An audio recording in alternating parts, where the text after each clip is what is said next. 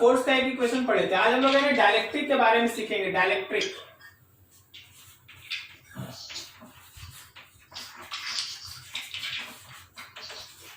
Concept of dielectric.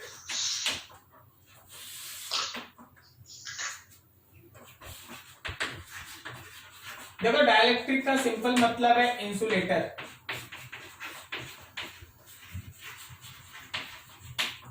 Dielectric का simple मतलब है इंसुलेटर। डायलेक्ट्रिक का मतलब हो गया इंसुलेटर। हाँ, अब देखिए ये इंसुलेटर जो है वो डायलेक्ट्रिक दो तरह का, एक कहलाता है पोलर, एक कहलाता है नॉन पोलर। पोलर डायलेक्ट्रिक,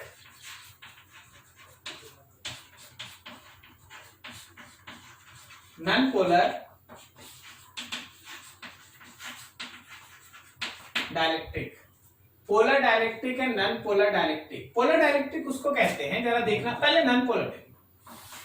मान लो जैसे ये हमारे पास कोई एक डायलेक्ट्रिक मीडियम, एक ऐसा डायलेक्ट्रिक मीडियम जिसमें डायलेक्ट्रिक का जो मॉलिक्यूल्स है, डायलेक्ट्रिक का जो मॉलिक्यूल्स है उसका पॉजिटिव चार्ज का सेंटर उसके चारों तरफ जो निगेटिव चार्ज का सेंटर उसके साथ कॉन्साइड करे, उसका पॉजिटिव चार्ज का सेंटर उसके चारों तरफ जो निगेटिव चार्ज का सेंटर उसके साथ कॉन्साइड करे।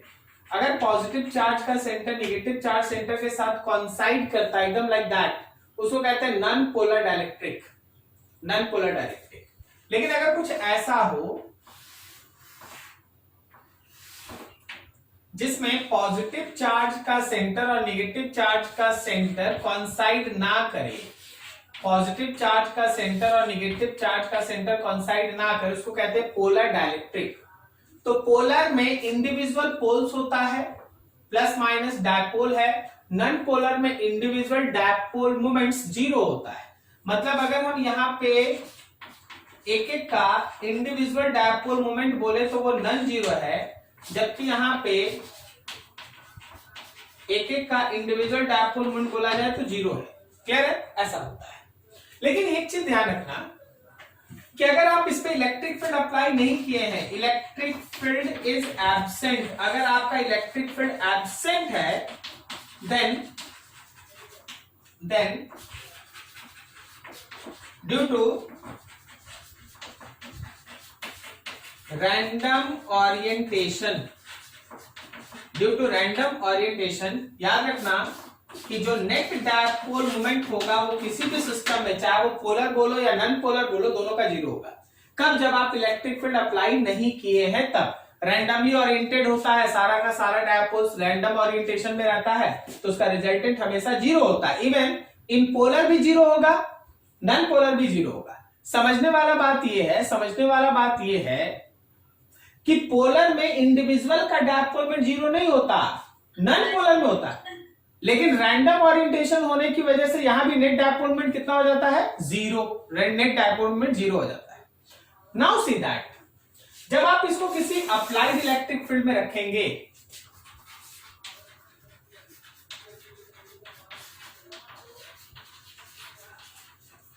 when dielectric is placed in external electric field, when dielectric is placed in external electric field, देखो होता क्या है। मान लो जैसे हम लोग के पास कैपेसिटर का एक प्लेट है, ऑब्वियसली इट इज पॉजिटिव, और ये कैपेसिटर का एक दूसरा प्लेट है, निगेटिव है।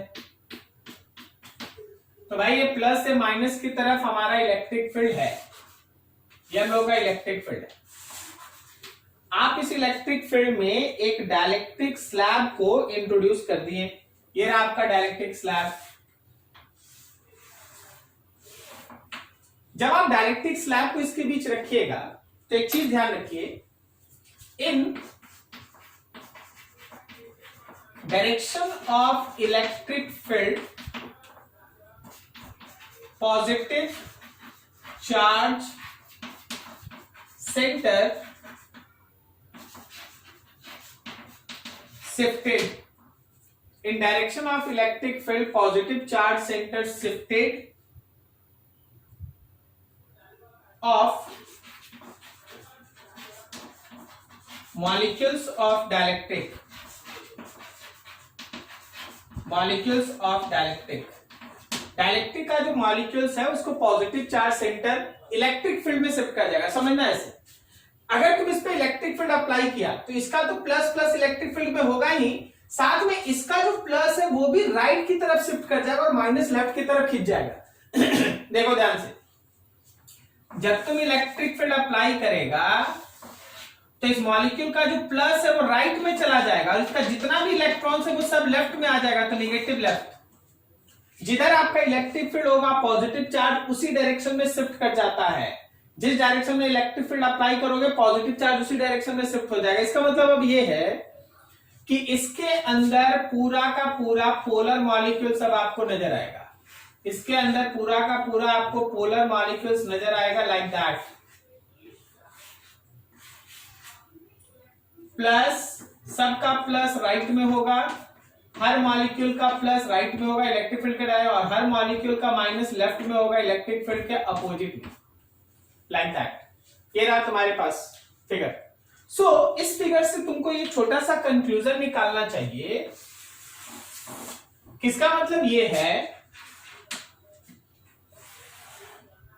कि कैपेसिटर का जो भी चार्ज था, मान लो क्यू था, उतना ही माइनस इधर माइनस क्यू। ये हम लोगों के पास डाइलेक्ट्रिक स्लैब, ठीक है, ये हम लोगों के पास डाइलेक्ट्रिक स्लैब। अब देख, इस डाइलेक्ट्रिक स्लैब के लेफ्ट वाले फेस पे तुमको माइनस दिखेगा और राइट वाले फेस पे प्लस दिखेगा। सो यहां तुमको माइनस दिखेगा और यहां तुमको प्लस दिखेगा। ये तुम्हारा एक्चुअल चार्ज, ये है हम लोगों का इंड्यूस चार्ज, फिर उतना ही इंड्यूस चार्ज इधर और फिर एक्चुअल चार्ज। अब तुम यहां पे गौर करना, थोड़ा चीज को सिस्टमैटिकली समझना। यहां पे एक्चुअली तुम गौर करो तो तुम्हारे पास है ना दो तरह का इलेक्ट्रिक फील्ड है। एक इलेक्ट्रिक फील्ड प्लस से निकल के इस माइनस तक किया, जो एयर का अपना इलेक्ट्रिक फील्ड है E naught. At the same time आप स्लैब के अंदर देखें, स्लैब का प्लस इधर है माइनस इधर, तो यहां भी प्लस से माइनस की तरफ एक इलेक्ट्रिक फील्ड है, यह है इंड्यूस्ड इलेक्ट्रिक फील्ड। लेकिन ऐसा कि जैसा कि आपको है ना पहले इंडक्शन में पढ़ाया गया, ध्यान रखना, इंडक्शन में पढ़ाया गया, आप याद रखिएगा कि ई नॉट जो है जिसको आप एक्सटर्नल फील्ड कह रहे हैं, एक्सटर्नल फील्ड, वो या तो बड़ा होगा या एटलीस्ट बराबर होगा ई इंड्यूस्ड का। क्या सही है? याद है आपको? अप्लाइड इलेक्ट्रिक फील्ड जो है वो इंड्यूस्ड इलेक्ट्रिक फील्ड से या तो बड़ा होगा या बराबर होगा। इसका मतलब ये है कि इनसाइड मीडियम, अगर आप मीडियम के अंदर बात कीजिएगा तो इनसाइड मीडियम अगर आप निकालना चाहेंगे मीडियम के अंदर का नेट इलेक्ट्रिक फील्ड, तो वो ई एक्सटर्नल और ई इंड्यूस्ड दोनों का वेक्टर सम है, वेक्टर सम। लेकिन वेक्टरली तो दिख रहा है कि अंदर में दोनों अपोजिट में है। तो अगर कोई बोलता है कि अंदर वाले मीडियम का नेट इलेक्ट्रिक फील्ड निकालो, तो वो एक्सटर्नल फील्ड और इंड्यूस्ड फील्ड का सब्सट्रैक्शन से आएगा। अब देख, एक्सटर्नल में से इंड्यूस्ड को माइनस करो तो क्या ये हमेशा ई एक्सटर्नल से कम होगा? नहीं समझा? अरे एक्सटर्नल में से इंड्यूस्ड को माइनस किया तो जो नेट बचेगा वो तो एक्सटर्नल से हमेशा कम ही ना आएगा, क्योंकि कुछ माइनस करने के बाद आया। क्लियर है? तो आज के बाद दिमाग में ऐसे रखिएगा ना कि that particular electric field intensity inside any medium is always less than E external. जो भी आपका अप्लाइड होगा उससे कम होगा। या फॉर ये था for any medium, for any medium, ये किसी भी मीडियम में ऐसा है। लेकिन यहीं पे अगर आप कंडक्टर का बात करें, फॉर कंडक्टर में देखना, कंडक्टर में क्या आपको याद है कि ई इंड्यूस्ड का जो मैग्नीट्यूड होता है वो ई एक्सटर्नल के बराबर है, हम पढ़ रहे थे ना? क्या सबको याद है? ठीक है, समझ पा रहे हैं सब कोई? मेटल के केस में, कंडक्टर के केस में जो इंडक्शन का चार्ज होता है, इंडक्शन का जो इलेक्ट्रिक फील्ड होता है और एक्सटर्नल फील्ड वो बराबर होता है। इस वजह से उस कंडक्टर के अंदर का ई नेट, अब देखो इसमें से इसको माइनस करो, दोनों बराबर है, तो नेट फील्ड कितना आता है? 0। क्या कोई दिक्कत किसी को समझने में? नहीं। अब यहां देखो एक और फिगर, इसके बाद का फिगर देखो। चलो भाई ठीक है, ये रहा हम लोगों के पास कैपेसिटर, ये रहा हम लोगों के पास कैपेसिटर, और ये रहा बीच में डाइलेक्ट्रिक मीडियम। यहां पे माइनस है, यहां पे प्लस है, ये प्लस से माइनस की तरफ, ये प्लस से माइनस की तरफ ई नॉट, ये इधर भी ई नॉट, ये हवा है, एयर है तो ई नॉट, और अंदर में एक इलेक्ट्रिक फील्ड है ई ऑफ मीडियम। आपको अगर याद होगा तो जो भी हमारे मीडियम का इलेक्ट्रिक फील्ड होता है, आप याद करके रखें, ई नॉट बाई के टाइम्स, पहले पढ़ रखे हैं ना हम लोग। मतलब मीडियम के अंदर का जो इलेक्ट्रिक फील्ड होगा वो ई नॉट बाई के टाइम्स होगा, ई नॉट बाई के टाइम्स। तो देखो एक मिसकॉन्सेप्ट स्टूडेंट को लगता है कि सर यहां पे देखिए माइनस से प्लस की तरफ इलेक्ट्रिक फील्ड है, एक्चुअली यहां माइनस से प्लस की तरफ का नेट इलेक्ट्रिक फील्ड है। क्या समझा? नहीं समझा? फिर से बोलते हैं, इलेक्ट्रिक फील्ड का डायरेक्शन हमेशा किधर से किधर होता है? प्लस से माइनस होता है, प्लस से माइनस होता है, लेकिन यहां तुमको दिखेगा माइनस फेज से प्लस फेज। तो ये सही है या गलत? 100% सही है, कारण ये नेट फील्ड का डायरेक्शन है मीडियम के अंदर। जबकि अगर आप यहां देखिएगा तो देखिए प्लस से माइनस की तरफ क्या है, यहां प्लस से माइनस है, लेकिन ये वाला कम है, ये वाला कम है, तो रिजल्टेंट इसी के डायरेक्शन में होगा। तो ये मत सोचना कि यहाँ ये गलत डायरेक्शन है। ये जो हम लोगों का मीडियम के अंदर का इलेक्ट्रिक फील्ड का डायरेक्शन बना हुआ है, जो देखने में लगता है निगेटिव प्लेट से पॉजिटिव प्लेट की तरफ, वो एक्चुअली रिजल्टेंट है, वो एक्चुअली रिजल्टेंट है। This is all about dielectric working. Dielectric कैसे काम करता है ये आपके पास है। अब इसमें हम लोग छोटा मोटा डिस्कशन पहले भी कर रखे, एक बार और आपके सामने रख देंगे। क्या आपको समझ में आ रहा है कि कंडक्टर के अंदर का इलेक्ट्रिक फील्ड कैसे जीरो हुआ? इस पर पहले भी बात हो गया, इस पर नोट करो इसको अच्छे से, फिर और आगे बढ़ेंगे। एक कॉन्सेप्ट देखो,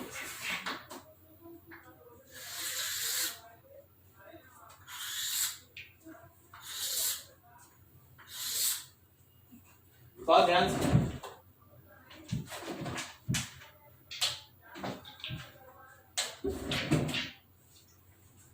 यहां पे कैपेसिटर का एक प्लेट, यह कैपेसिटर का दूसरा अपोजिट प्लेट, यह कैपेसिटर का दूसरा अपोजिट प्लेट। इस प्लेट पे आपका प्लस था, इस प्लेट पे माइनस था। It is connected with earth also, और यहां पे इसके अंदर है हम लोगों के पास ये डाइलेक्ट्रिक का एक स्लैब। आप देख चुके हैं, यहां पे माइनस आया है और यहां पे प्लस आया है, ठीक है। ये क्यू, यहां माइनस क्यू, यहां पे माइनस ऑफ क्यू इंड्यूस्ड, यहां पे plus of Q induced, and the direction and magnitude of the electric field is like that कि जहां एयर है वहां का इलेक्ट्रिक फील्ड है ई नॉट,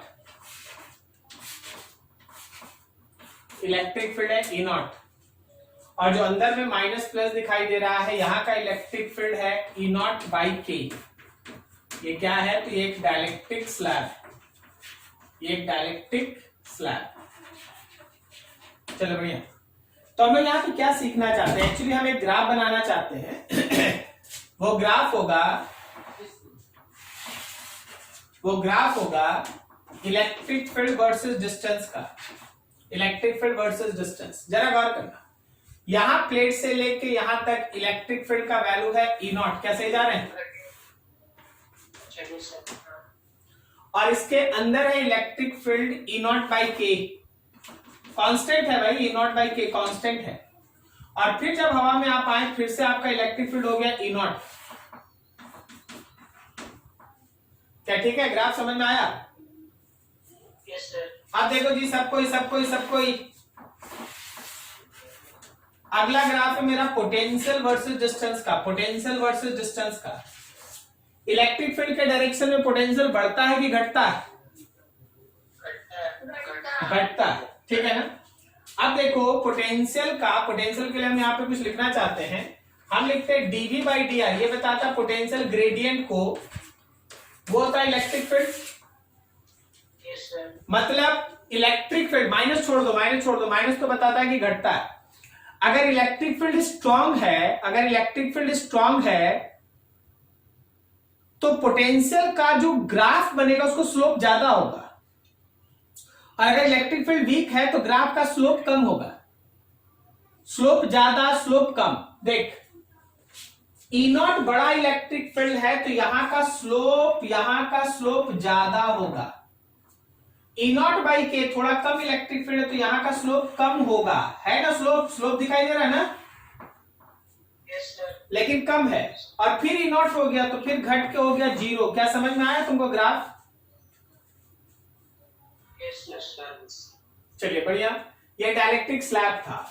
एकदम इसी तरह से कॉपी पेस्ट करते हैं हम लोग किसी कंडक्टर को लेके, कंडक्टिंग प्लेट को लेके।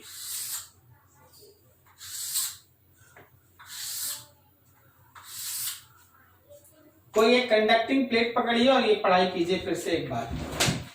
हमेशा इससे है ना अलग अलग तरह से क्वेश्चन आपके सामने पूछा जाता रहा है, तो सो ध्यान रखना और उसी तरह से है ना चलने का कोशिश करना। देखो, मान लो जैसे फिर से हम लोग के पास कैपेसिटर का एक प्लेट, ये कैपेसिटर का दूसरा प्लेट,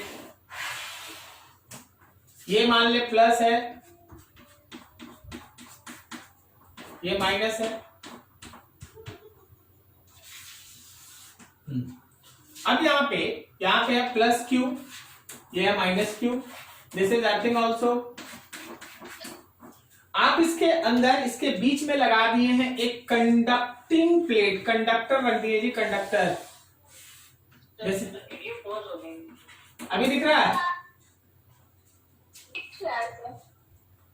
दिख रहा है ना? आजकल तो बहुत टिकटॉक कर रहा है।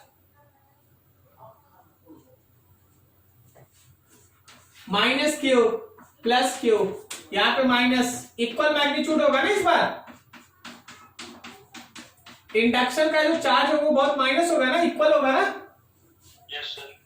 क्यों इक्वल हो जाएगा? क्योंकि कंडक्टर है, ठीक है। अभी देखो ये वीडियो ठीक है? चल रहा है। ठीक है सर। क्या कर रहा? ठीक है, चल इलेक्ट्रिक फील्ड देख। यहां से यहां तक का इलेक्ट्रिक फील्ड, यहां से यहां electric field is E not, यहां भी इलेक्ट्रिक फील्ड ई नॉट, लेकिन अंदर का इलेक्ट्रिक फील्ड क्या 0 है? Yes sir. ठीक है, चल ग्राफ बनाते हैं। ग्राफ है हम लोगों के पास इलेक्ट्रिक फील्ड और डिस्टेंस का। ये इलेक्ट्रिक फील्ड रहा या डिस्टेंस रहा, तो भाई यहां से यहां तक ई नॉट है, फिर उसके बाद 0 है और फिर से ई नॉट है। ये ई नॉट, ये 0 और फिर से ई नॉट, ठीक है। E not 0 E not. अगर हम लोग इसी में पोटेंशियल का ग्राफ बनाएं, ठीक है, पोटेंशियल का ग्राफ बनाएं, तो याद रखना जहां ई नॉट दिखाई दे रहा है वहां पे स्लो बहुत तेजी से घटेगा। आप जरा सोच के बताना, जहां 0 दिखाई दे रहा वहां क्या करें? कांस्टेंट हो जाएगा। Potential is constant, no variation. और फिर से उसके बाद घटा के 0 कर दे। 0 इसलिए कर रहे हैं क्योंकि अर्थिंग, अगर अर्थिंग नहीं रहता तो ऊपर भी छोड़ सकते थे, कोई इशू नहीं। क्या आपको ये ग्राफ समझ में आया? ठीक है ना। तो चीज इस तरह से चलता है। जब कभी भी आप डायलेक्ट्रिक के बीच किसी स्लैब को डालते हैं, उसका जो सिस्टमैटिक वेरिएशन है कि कैसे इलेक्ट्रिक फील्ड वैरी करता है, कैसे पोटेंशियल वैरी करता है, दिस इज द वे। कोई डाउट किसी को? कोई डाउट समझने में? No sir. ठीक है, इसको अच्छे से नोट करो। अब इसके बाद इसके ऊपर कुछ डेरिवेशन टाइप है उसको देखेंगे, नोट करो बढ़िया से। देखिएगा अगला, नेक्स्ट हम लोगों के पास एक बहुत important derivation, derivation for capacitance of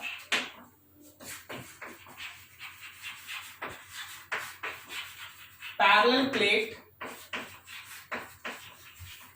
capacitor with dielectric slab। Dielectric slab के साथ देखो, इस पे आज उत्कर्ष का कुछ क्वेश्चन था, हम लोग धीरे धीरे उसको प्रोसीड कर रहे हैं।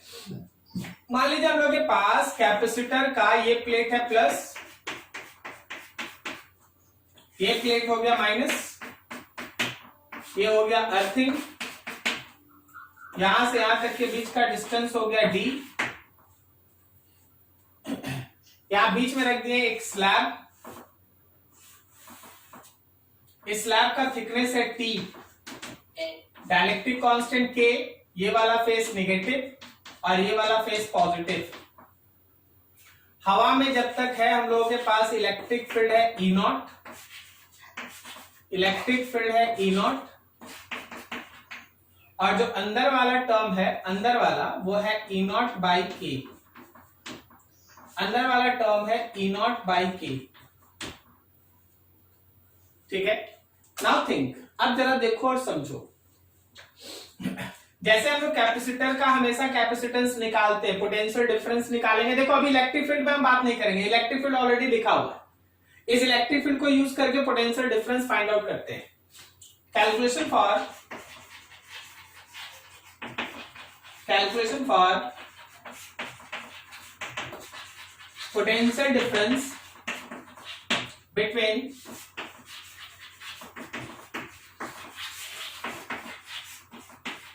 plates of capacitor, potential difference between plates of capacitor, integration of dV is minus integration of E dot dr।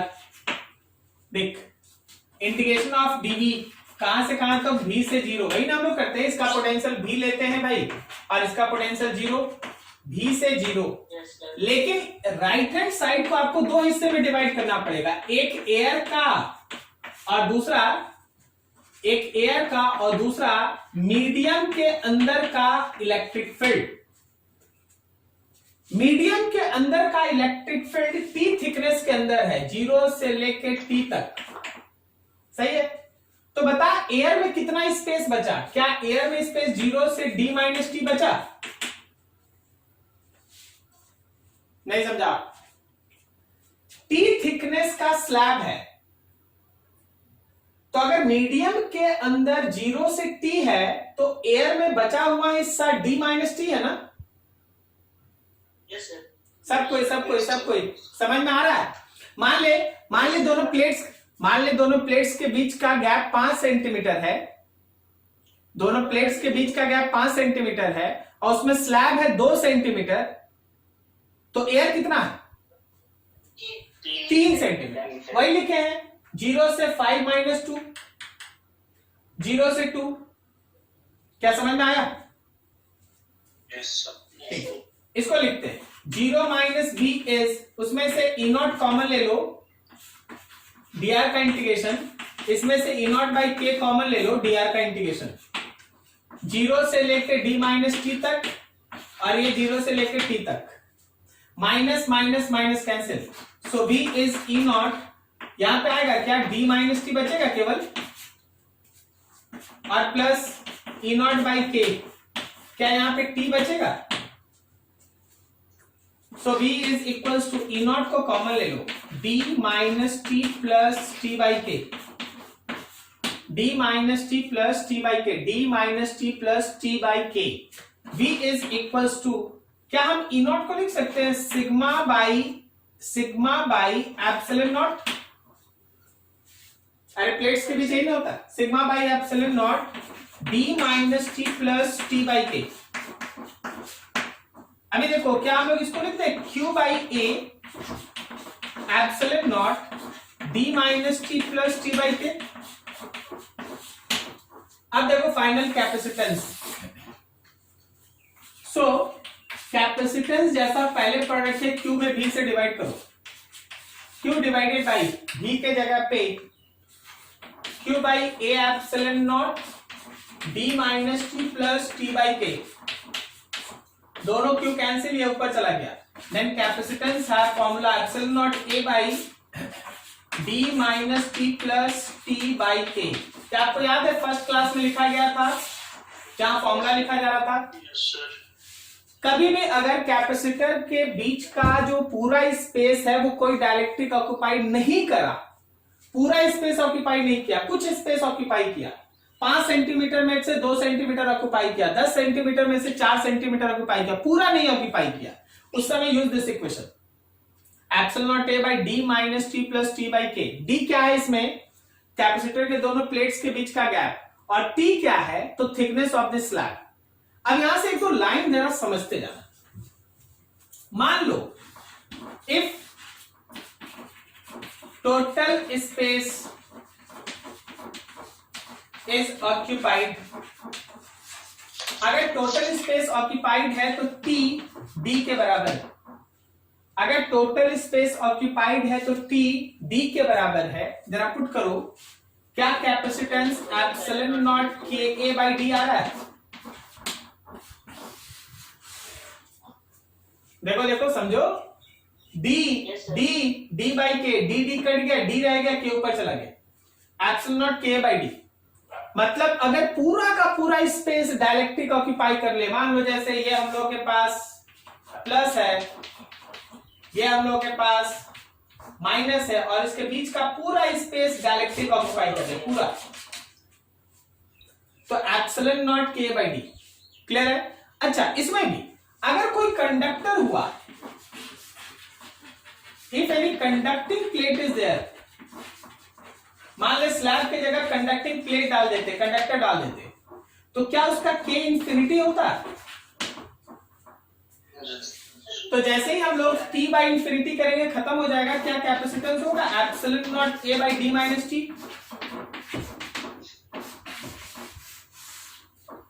अगर आप यहां पे कोई एक कंडक्टिंग प्लेट डाल देते हैं, अगर आप यहां पे कोई एक कंडक्टिंग प्लेट डाल देते हैं, then capacitance is epsilon naught A by D minus T, epsilon naught A by D minus T. ठीक है, ये रहा तुम्हारे पास कैपेसिटेंस का इक्वेशन। कहीं समझने में दिक्कत? वेरी इंपॉर्टेंट डेरिवेशन, याद रखना, ये बहुत इंपॉर्टेंट डेरिवेशन है। बोलो जी, कोई डाउट है शायद किसी को मन में कुछ? सर जो मतलब इलेक्ट्रिक फील्ड होगा सर, उसको हम लोग प्लेट जैसे क्यों मान रहे हैं, यहाँ पे शीट क्यों नहीं मान रहे? रिपीट आएगा। जब तुम पहला दिन पढ़ा था, हाँ, उसी दिन तुमको बताया गया था। अभी हम कहां लिखे? चल पहले नोट कर ले, फिर हम दिखाते। नोट करो, नोट करो, फिर हम दिखाते। चलिए, ये हो गया, थोड़ा बता दे, उसको समझा दे। देखो जी, अगर तुम लास्ट के का कुछ क्लास देखा है, याद भी होगा ही ऑब्वियसली, तो हम लोग क्या करते हैं ना कि बीच में इनेट निकालने के लिए देखना, जो काम हम लोग कर रखे थे, हम बोले थे कि देखो प्लस का सीट की तरह सिग्मा बाई 2 एप्सिलॉन नॉट होगा, फिर माइनस का भी सीट की तरह सिग्मा बाई 2 एप्सिलॉन नॉट होगा। याद आया? कहां गया उत्कर्ष? सॉरी, उमंग जी हैं? ले उमंग, उसका नेटवर्क प्रॉब्लम है, शुरू से बोल रहा बोर्ड ऐसे ही आता। अच्छा अच्छा ठीक है। तो किसको समझा रहे? तो अपने आप को समझा, क्या करें। चलो ठीक। देखो ये सबको क्यों याद आ रहा? बाकी सबको हम लोग ऐसे पढ़े थे ना कि ये प्लस एक सीट है, ये है तो सीट की तरह, सीट है तो सिग्मा बाई 2 एप्सिलॉन नॉट, फिर ये माइनस भी एक सीट है सिग्मा बाई 2 एप्सिलॉन नॉट, लेकिन दोनों का डायरेक्शन सेम होता है, तो दोनों को जैसे ही आप ऐड कर देते हैं आपको नेट किसका मिल जाता है? सिग्मा बाई एप्सिलॉन नॉट, लगता है प्लेट का। ठीक है ना, हम लोग कर रखे हैं पहले से, इसीलिए हम लोग आएंगे।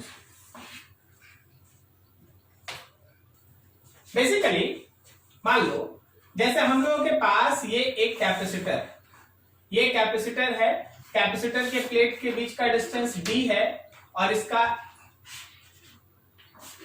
इसका जो एरिया है, प्लेट का एरिया है a, एरिया है a।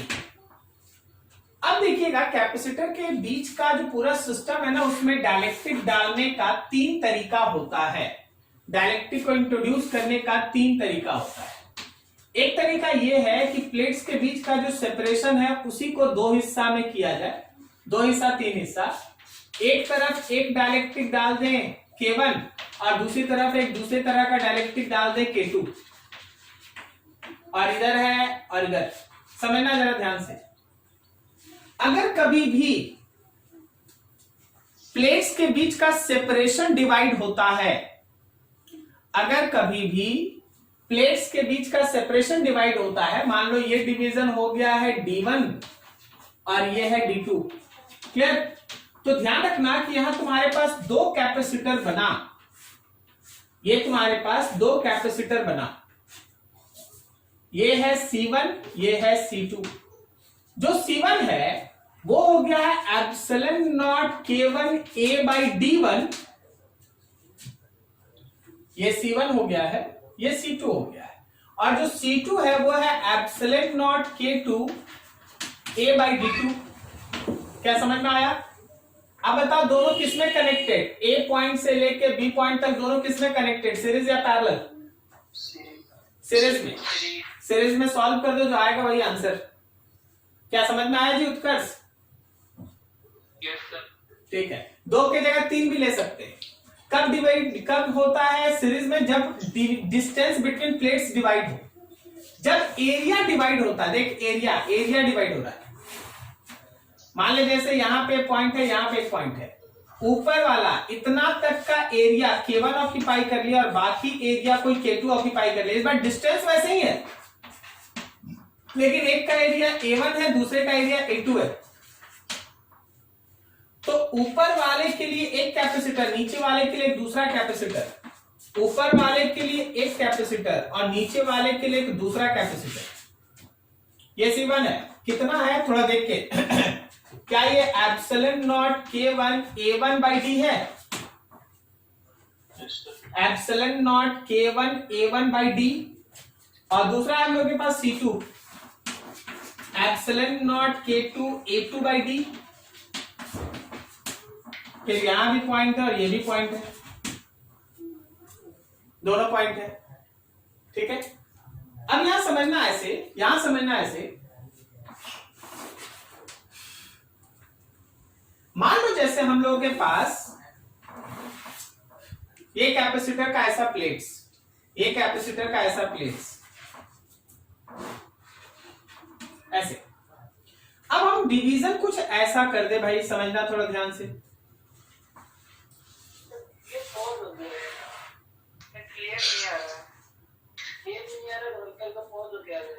अच्छा ठीक है, कोई बात नहीं। ठीक है सर। नहीं, आज उमंग है ना, तुम है ना वीडियो देख लेना, ठीक है? ये सर देखना पड़ेगा। हाँ एकदम देखना पड़ेगा, वैसे भी तुम लोग देखता नहीं है, मेरा व्यू ज्यादा जा नहीं रहा। समझा? इसीलिए जानता है, इसीलिए किसी दिन है ना, हम खुद से भी है ना टावर और कम कर देंगे, समझा? उसके लिए तो हमारी बात करना पड़ेगा। चलो देखो यहाँ ध्यान से, यहाँ मान ले जैसे यहां से यहां तक का एक डिस्टेंस है D1 और यहां से यहां तक का एक डिस्टेंस है D2। यहां पे एक डाइलेक्ट्रिक डाले K1, यहां पे एक डाइलेक्ट्रिक है K2 और नीचे ध्यान रख, मान ले एक डाइलेक्ट्रिक है K3। ओके, जरा देखना ध्यान से समझना, यहां से यहां तक के एरिया को हम AX लिख देते हैं और यहां से यहां तक के एरिया को AY लिख देते हैं। क्या तुम्हारा दिमाग समझ में आ रहा है कि यहाँ 3 कैपेसिटर बन के तैयार हो गया? Yes sir. ठीक है ना? कोई बताएगा यहाँ C1 और C2 किसमें है और उसके साथ C3 किसमें है? Very good. चल यहाँ देख, यहाँ हम लोगों के पास है C1 और C2 और नीचे में है एक C3। तो ये C1 है भाई, यहाँ पे C2 है और ये C3 है। चल वैल्यू लिखेंगे, सब वैल्यू लिखेंगे, तो लोग तैयार रहना बताने के लिए। C1 को क्या लिख सकते हैं हम लोग, epsilon not K1 area AX by distance D1। देखो तो अच्छे से मिलाओ, epsilon not K1 area AX लेंगे, यहां से यहां तक लेंगे, ओके, A नहीं लेंगे, AX लेंगे, और डिस्टेंस कितना लेंगे, D1। इसी तरह C2 क्या लिखेंगे, epsilon not K2 area AX ही रहेगा लेकिन डिस्टेंस D2 रहेगा। मिलाओ तो थोड़ा, यस सर। ठीक है। और C3 क्या लिखेंगे हम लोग, एप्सिलॉन नॉट K3 एरिया में AY हो जाएगा, डिस्टेंस में पूरा D आएगा, यस सर। पूरा D। अब आप जैसे बता चुके C1 और C2 सीरीज में, उसके साथ C3 किसमें, पैरेलल। सॉल्व कर दीजिएगा, आंसर आ जाएगा। क्या उत्कर्ष बाबू समझ में आया, बन जाएगा आपका क्वेश्चन? Yes sir. ठीक है, तो यही टॉपिक था जो आप उस समय पूछ रहे थे। लेकिन हम आपको इसमें एक और चीज बताते हैं, आप जब बुक सॉल्व कीजिएगा ना तो एक बेहतरीन क्वेश्चन मिलेगा जो जेई में कभी पहले आ चुका है, वो आपके एचसीबी का 57 होगा। उसमें ऐसे स्लैब देके इसके पीछे ना स्लैब ऐसे डाला गया, इधर एक डायलेक्ट्रिक है K1, इधर एक डायलेक्ट्रिक है K2, और ऊपर और नीचे वाले प्लेट के बीच हम लोग को है ना कैपेसिटेंस फाइंड आउट करना है। ठीक है, इसको आप बनाइएगा इंटीग्रेशन से, नहीं बनेगा हमको बताना, हमको मालूम है, लेकिन हम आपको बता, क्योंकि ये देखो ये सीधा नहीं दिया गया था, एक टेढ़ा करके दिया गया। तो तुम्हारा काम क्या होगा, हम थोड़ा तुमको हेल्प ही कर दे कि आप आराम से इसको देख लीजिएगा कि यहां से x डिस्टेंस अवे तुमको यहां पे एक छोटा सा एलिमेंट्री सेक्शन कट करना होगा dx। फिर यहां वाला एक कैपेसिटर होगा, इसका नाम होगा dc2, ये वाला एक कैपेसिटर होगा, इसका नाम होगा dc1। इसके डिस्टेंस को आप y लिख देंगे तो ये डिस्टेंस d माइनस y हो जाएगा। फिर आप दोनों को लिख के इंटीग्रेट कीजिएगा, तब आपका आंसर आएगा। ठीक है, आप इसको ट्राई कीजिएगा, छोटा मोटा क्वेश्चन इधर से ही बन जाता, कोई इशू होता नहीं है। अब ये सोचना, चलो एक और कर देते हैं, अगर ये पूरा का पूरा मीडियम ही ऑक्यूपाई रहता तो क्या मेरा capacitance epsilon not KA by D होता? सही है ना? चलो नोट करो इसको बढ़िया से, इसका सारा क्वेश्चन ऐसे ही बन जाएगा। देखो क्वेश्चन है कुछ ऐसा,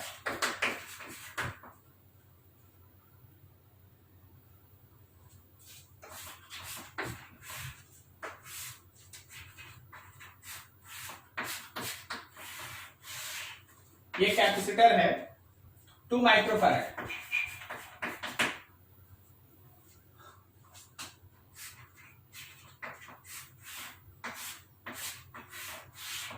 यहां कैपेसिटर है 8 माइक्रोफैराड, लिखा है 2 microfarad capacitor charge as shown in figure. यहाँ पे एक वोल्टेज तो कुछ लिखा नहीं, मान लीजिए V है। जब आप केबल को शुरुआत में क्लोज करके 2 माइक्रोफैराड को कैपेसिटर को चार्ज कर दें, उसके बाद एक स्विच है K2, the percentage of stored energy dissipated after the switch S is turn to position 2S। देखो इसके अंदर हमको डायलेक्ट्रिक दिखाया है, लेकिन हमको उससे मतलब ही नहीं, वो तो C दे दिया ना। बात समझा? बोला क्या है, बोला क्या सुनना, the percentage of its stored energy dissipated after the switch S is turn to position 2S। उसके अंदर जितना भी एनर्जी स्टोर्ड था उसका कितना परसेंट एनर्जी लॉस हो जाएगा, डिसिपेट हो जाएगा जब स्विच का पोजीशन K1 से शिफ्ट करके K2 में हो जाए। मतलब तो देखो शुरुआती एनर्जी जो अभी एनर्जी है, देखना एनर्जी इनिशियल स्टोर क्या हाफ CV स्क्वायर कर दें, 1/2 into 2 into V square, 2 cut गया, ये V स्क्वायर माइक्रो जूल हो गया। अब सोचो कि जब तुम K2 को क्लोज करेगा, when K2 is closed, तो क्या हम लोगों का एनर्जी लॉस का हम लोग फॉर्मूला पढ़े थे, C1 C2 2C1 plus C2 V1 minus V2 का होल स्क्वायर। तो C1 और C2 2 8, नीचे 2 इंटू 10, और यहां V माइनस 0 का स्क्वायर। क्या समझ में आया? C1 C2 2 8 by 2, C1 plus C2 10, ये 2 कटा, तो मतलब मेरा एनर्जी का लॉस आया, ई लॉस कितना है, तो 8 V square by 10, 8v²/10. Therefore percentage loss कितना है? परसेंटेज लॉस है हम लोगों के पास, एनर्जी लॉस है 8v²/10. एनर्जी इनिशियल कितना था? v² into 100, 80% approx. कितना आंसर? 80%. तो ठीक है, तो है आपका जी. यस सर, आंसर नहीं बनेगा. क्यों नहीं बना? समझा नहीं आया सर, डायलेक्ट्रिक वाला क्या? डायलेक्ट्रिक दे के खाली कंफ्यूज कर दिया, उसका तो जरूरत ही नहीं है. वो तो तुमको सी बता दिया ना, वो तुमको सी बता दिया. सी बता दिया तो जैसे वैसे लेके चल देना. ठीक है, चलो जी. अच्छा क्वेश्चन था ना, भागना मत इसमें. 10 मिनट 15 मिनट समय लगेगा. ठीक है, थोड़ा ध्यान रखना है. आगे जैसे बार-बार नहीं हो जाएगा, बहुत हो जाएगा. Effect of addition of dielectric, effect of addition of dielectric on capacitance, potential, energy and electric field between plates. जब हम लोग किसी कैपेसिटर के प्लेट्स के बीच डाइलेक्ट्रिक ऐड करते हैं तो उसका कैपेसिटेंस हमेशा k टाइम्स बढ़ जाता है. जब तुम डाइलेक्ट्रिक ऐड करेगा कैपेसिटेंस हमेशा k टाइम्स बढ़ जाएगा, इसमें कोई शक नहीं. लेकिन पोटेंशियल पे, चार्ज एक छूट गया हमसे, चार्ज, पोटेंशियल पे, चार्ज पे, एनर्जी पे, इलेक्ट्रिक फील्ड पे क्या इफेक्ट पड़ता है, लोग एक एक करके सीखेंगे. थोड़ा ध्यान से, इसको भी हम 2 पार्ट में पढ़ाएंगे. When slab is added, when cell remains connected, मतलब बैटरी को कनेक्टेड छोड़ के उसके बाद आप है ना स्लैब को ऐड करें. जरा देखना समझना. देखो भाई, ये हम लोग के पास एक कैपेसिटर है और ये बैटरी से ऐसे जुड़ा हुआ है.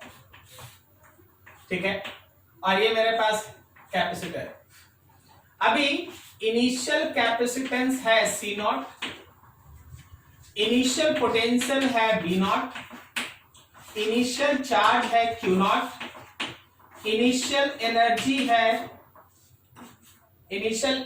है U0, U लिखना है. इनिशियल एनर्जी स्टोर्ड है U0 और इनिशियल इलेक्ट्रिक फील्ड है प्लेट्स के बीच E0.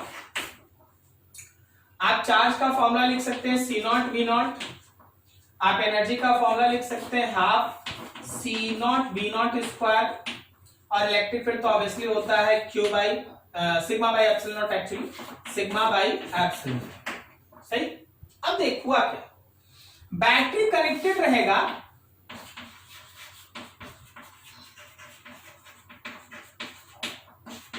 सेल रिमेन्स कनेक्टेड,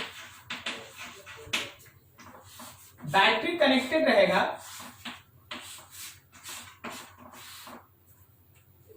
और हम लोग इसके प्लेट्स के बीच एक डाइलेक्ट्रिक को इंट्रोड्यूस कर दिए. इसके प्लेट्स के बीच एक डाइलेक्ट्रिक को इंट्रोड्यूस कर दिए. ठीक है, डाइलेक्ट्रिक को इंट्रोड्यूस कर दिए.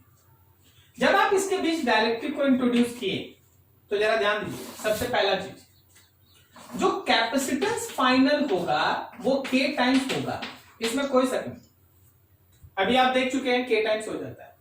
बट नाउ थिंक, जो पोटेंशियल फाइनल होगा वो उतना ही होगा जितना कि इनिशियल था.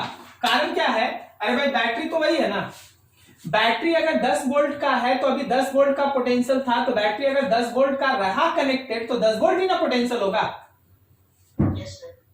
फिर से सुनना, अगर बैटरी कनेक्टेड है then potential does not change. यही सबसे इंपॉर्टेंट लाइन है, पोटेंशियल नहीं बदलेगा.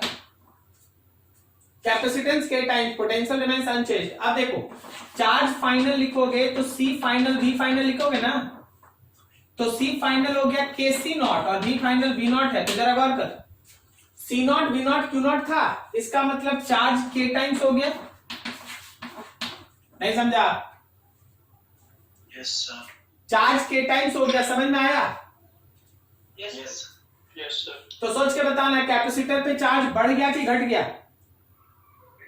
बढ़ गया। बढ़ गया। के का वैल्यू 1 या 1 से बड़ा होता है, याद है आपको?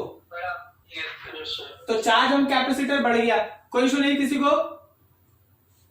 अगला देखो, एनर्जी फाइनल लिखेगा half C final V final का स्क्वायर, तो 1/2 सी फाइनल हो गया के सी नॉट और वी फाइनल वी नॉट है, इसका मतलब एनर्जी भी के टाइम्स बढ़ गया।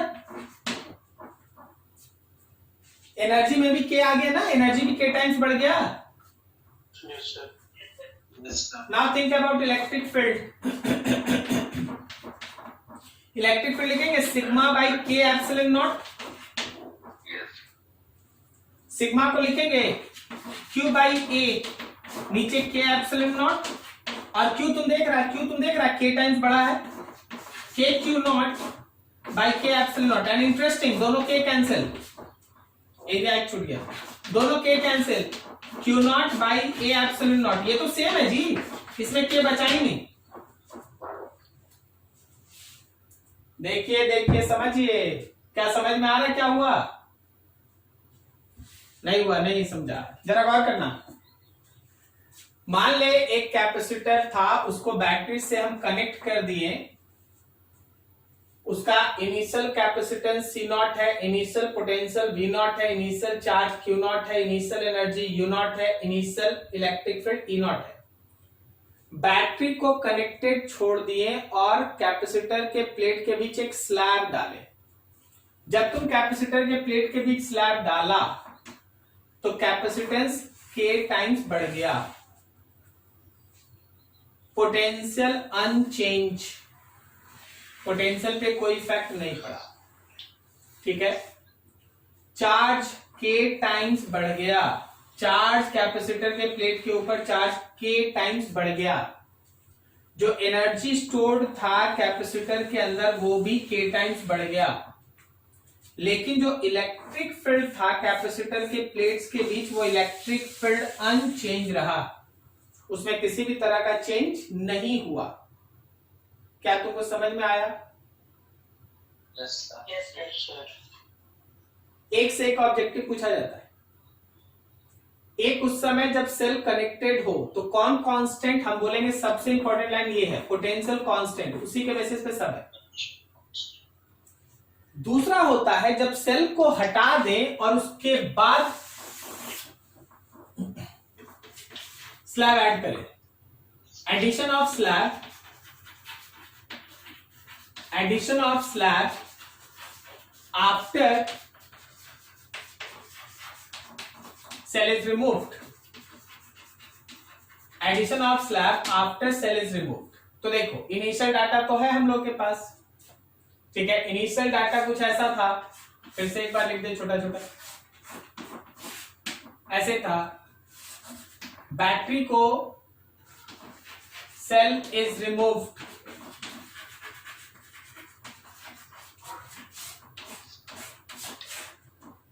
जब आप सेल को रिमूव कर दिए और आप इनके बीच डाइलेक्ट्रिक स्लैब को इंट्रोड्यूस किए,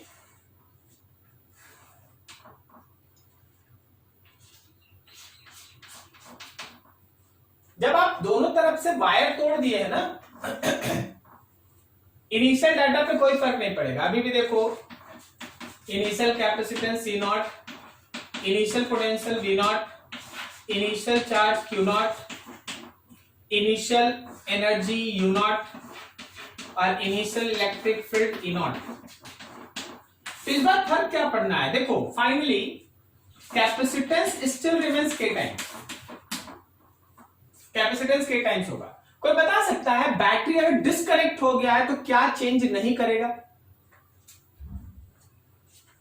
चार्ज चेंज नहीं करेगा। वेरी गुड, चार्ज चेंज नहीं करेगा। चार्ज के चेंज करने के लिए ये रास्ता है, आप इसी को तोड़ के हटा दिए तो चार्ज जो शुरुआती था वही चार्ज फाइनल भी होगा, मतलब Q not does not change, charge change नहीं करेगा। This is important line. इस केस में पोटेंशियल चेंज नहीं करेगा, इस केस में चार्ज चेंज नहीं करेगा। अब यहीं से देखो, अब अगर तुम पोटेंशियल फाइनल लिखा तो Q final by C final, Q तो Q नॉट है लेकिन नीचे तो K आ गया, K नीचे आने का मतलब है कि पोटेंशियल K टाइम्स घट गया। क्या सही बोले? Yes sir. Potential K times घट गया। अब देखो एनर्जी फाइनल लिखेगा तो Q square by 2C, Q not square by 2K C not, K नीचे आ गया मतलब फिर से एनर्जी भी K टाइम्स घट गया। देख पिछले केस में सब K टाइम्स बढ़ा था, अभी देख क्या हो रहा है। Electric field is sigma by K epsilon not. Sigma कितना? तो Q not by A, Q पे कोई इफेक्ट नहीं पड़ा लेकिन नीचे एक K बच गया। इसका मतलब electric field also decreases by K times. दोनों टॉपिक को एक साथ पढ़ा जाता है, चाहे आपका सेल्फ कनेक्टेड रहे या डिसकनेक्टेड, कैपेसिटेंस हमेशा K टाइम्स होगा। चाहे आपका सेल्फ कनेक्टेड रहे या डिसकनेक्टेड, कैपेसिटेंस हमेशा K टाइम्स होगा। जब सेल कनेक्टेड रहेगा तो पोटेंशियल पे कोई इफेक्ट नहीं पड़ेगा, और जब सेल डिस्कनेक्ट हो जाएगा तो चार्ज पे कोई इफेक्ट नहीं पड़ेगा। ठीक है, अगर सेल डिस्कनेक्ट करने के बाद आप स्लैब ऐड कर रहे हैं तो चार्ज रिमेन्स अनचेंज्ड। अगर उस केस में हम लोग पोटेंशियल का बात करें तो पोटेंशियल K टाइम्स घट गया, potential K times decreases, energy also decreases by K times, energy भी K टाइम्स घट गया, एनर्जी भी K टाइम्स घट गया। कब? जब हम लोग बैटरी को हटा के बाद में स्लैब ऐड करें। और electric field also decreases by K times, कब? जब हम लोग बैटरी हटा के उसके बाद स्लैब ऐड कर रहे हैं। तो आपको क्वेश्चन पढ़ते समय ये ध्यान रखना पड़ेगा कि बैटरी को कनेक्टेड रख के कोई काम किया जा रहा है कि बैटरी डिस्कनेक्ट करने के बाद हो रहा है। अगर बैटरी कनेक्टेड है then go through this concept, और अगर डिस्कनेक्ट के बाद है then go through this concept. Very very important for objectives. ठीक है, ध्यान से देखो, कोई डाउट है पूछ लो, खत्म करेंगे यहीं पर आज।